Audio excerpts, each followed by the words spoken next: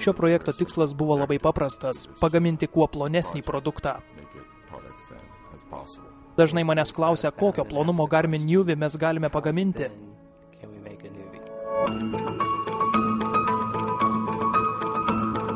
Mums buvo duotas uždavinys sukurti kuo plonesnį įrenginį. Taigi mes užsibrėžėme tikslą, kad jo storis neviršytų 10 mm. Komandą turėjo sudaryti dizaineriai, mechanikos inžinieriai bei elektrikai. Kurdami dizainą siekėme suderinti plokštumą su apvalumu.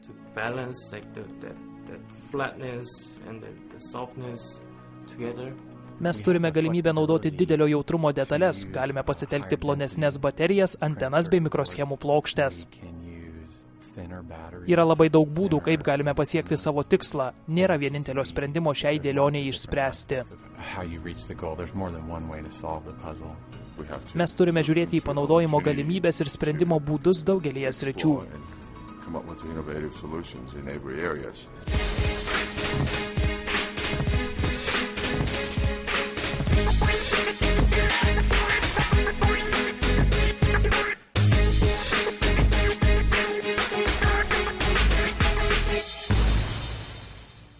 Aš manau, kad šis įrenginys sukuria stiprų pirminį įspūdį.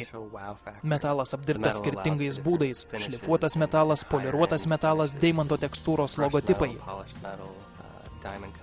Jis yra labai universalus ir funkcionalus. Kampuotumas, apvalumas ir plokštumas – viskas suderinta tarpusavyje, siekiant, kad vartotojui būtų patogu laikyti.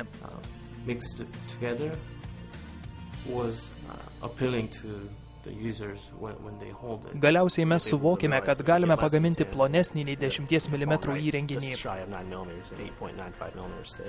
Man patinka šis skaičius 8,95 mm, tai yra neįtikėtina. Tai, ką mes turime dabar, yra sunkaus ir atkaklaus darbo rezultatas. Garmin Newvi 3790 išties yra labai gražus produktas. Aš manau, kad pagal mūsų užsibrėžtą tikslą uždavinys buvo įgyvendintas.